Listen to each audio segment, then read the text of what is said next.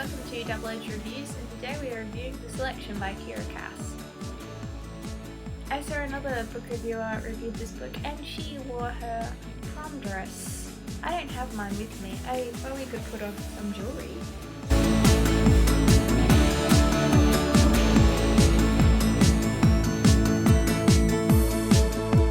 Oh god no, I look like a lemon meringue pie.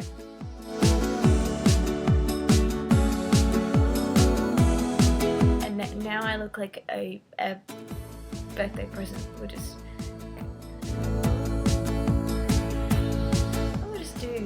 do some earrings. We should put some eyeliner on. You know what? Actually, you know what? Stuff it. America doesn't wear makeup.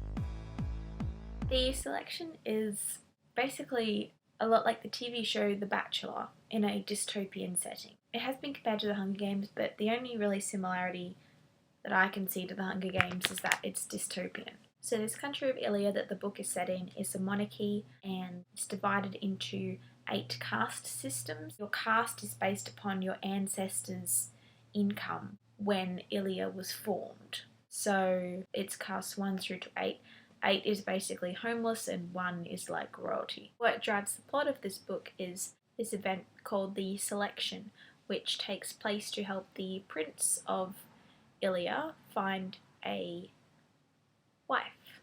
It's a very Cinderella-esque concept where all the eligible girls in the country are put in a lottery. I think it's like 35 at the start. 35 selected candidates. How they pitch it is so that the prince can marry a daughter of Ilia. Someone from any caste or whatever can be elevated to royalties. Everyone gets excited about it. Except for our main character, of course. She's exactly who I thought she would be. I guess you can see the direction that the book's going to go to. It follows the journey of one of the selected. Basically whatever you would see on an episode of The Bachelor. Catfights, bitchiness, dress ripping, that kind of thing. So it's a very fluffy book if you don't mind reading fluff and you just enjoy a good read. It's a really good book. I listened to it on audiobook, and the audiobook is narrated by Amy Rubinate. I didn't have any issues with her narration. I haven't read any books narrated by her before. Her voice is very refreshing and it's easy to listen to. There is quite a few characters in this book. It's easy to get the girls mixed up. There's a few girls that are important to the plot and they're easy to remember their names because you actually know something about them. But the rest of them, it doesn't really matter and they get eliminated anyway. So if you can't keep track of all the names, and especially in the audiobook, because she doesn't do different voices in that. She does a little bit, but it's not really a very big distinction. So just listen to it and don't worry about all the other names. The important characters, you will remember their names and know who they are because it's written in such a way that you could tell who is speaking, which is really good. So I didn't have any problems with that. It's like how on a TV show, if they do a special thing like going to the person's house or something and this is where you grew up and play the guitar or whatever, and you know that person's not going to get eliminated because why would they bother doing all that if they're you get what I mean? The audiobook only goes for 8 hours and 7 minutes, so if you've got a really boring day coming up or you have to do lots of cleaning, I would buy this book and listen to it while you do that. That's what I would suggest. Now it is time for spoilers, and tonight for spoilers we have vodka lemonade.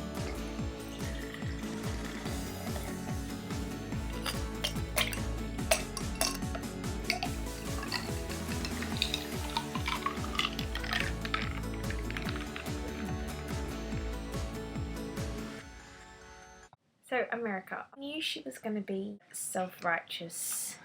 Just her attitude in the beginning towards the selection, it was so predictable. I was kind of hoping a little bit that she would be not so feminist-like. Nothing against feminism, but I think it would have been refreshing to follow the selection from the point of view of someone who was really excited about it. And America did get interesting. I do like her now, but just when I first started reading, I just was like, really? Yeah, we know the concept of the selection is disturbing and whatever, but really? Oh, it's really cold. I really like the whole forbidden love thing that she and Aspen have got going on. That was really well done. I related so much to America with all the Aspen bits. Yeah, I think they work really well, which is why I am kind of sort of team Aspen, even though it was really hard to pick, but we'll get to that later. Surprise, surprise. She gets picked. And then Aspen's, with another girl. I didn't know what to think with that. I was just like, what? I just thought it seemed out of character for Aspen, and I was right. So then they get to the palace. She's very dramatic, and she's all like, oh, I need some air. I did like her and Maxon's first meeting and how it all worked out. It was very cute. See, I told you it was very hard for me to choose a ship, because I really do like Maxon and America together.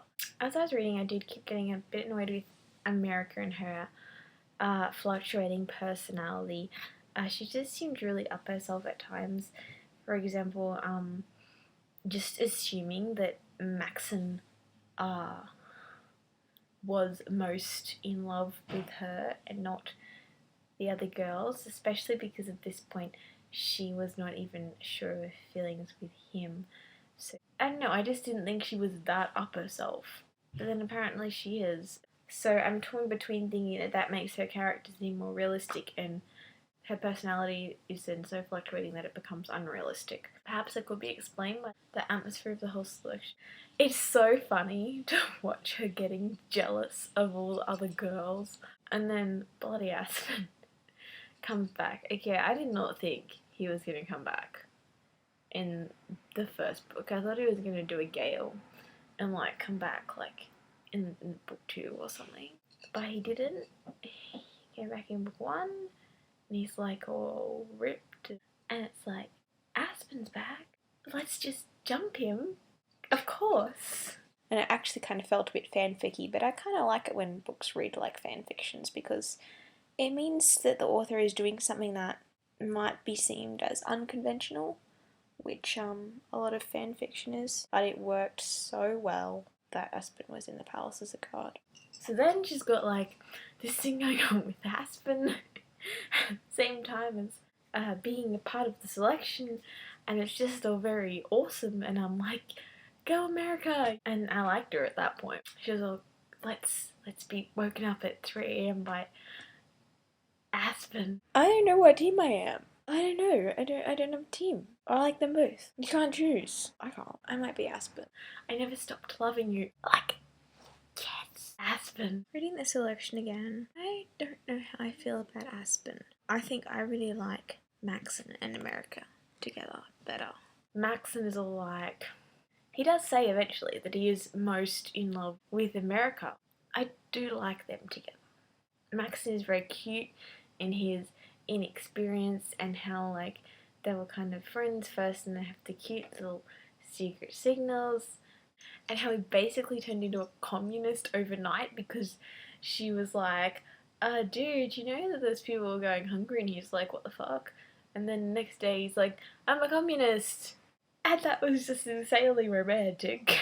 And then, so, what an ending. like, she goes to Aspen, oh, I'm part of the selection, so we can't fuck around anymore. I was just like, what? I think she was very strong to stop herself kissing Aspen. And when it said, end of book 1, and I'm like, what the fuck?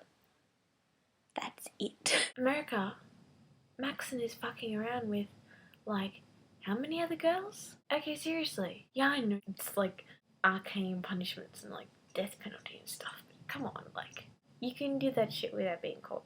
I mean, unless Keira Cass decides to drive the plot that way. But it is possible to do that without being caught. Like, you guys are smart, you'll figure it out. And like, it's a palace, there's heaps of freaking hidden rooms and stuff, like, seriously. So in the next book, there's something going on with Marley, right? Something to do with sunlight. She's seeing the sun. So, like, I'm trying to figure out, was, like, she kept somewhere?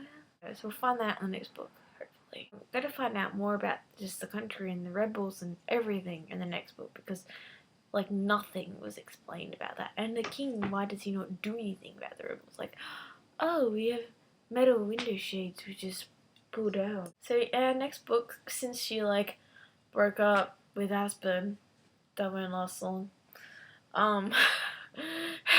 She'll jump in again soon. Yes, go. It'll be focusing more on America and Maxon. I'm trying to work out who Maxon should get with, if not America. So who are the other elite? Not Marley, obviously. There's something else going on here. Chris, Asian chick, Celeste. Oh my god, he should end up with Celeste. So what else in the book do we need to discuss? I think we've covered everything. Bye. I'm gonna have a shit ton of editing to do on this. How they pictured is like so that the prince marries a man of the people. A man. The prince marries a man of the people. Well, that would certainly make the book more entertaining.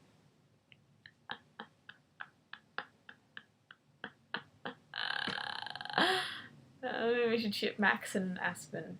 Is that a ship? I'll ship that now.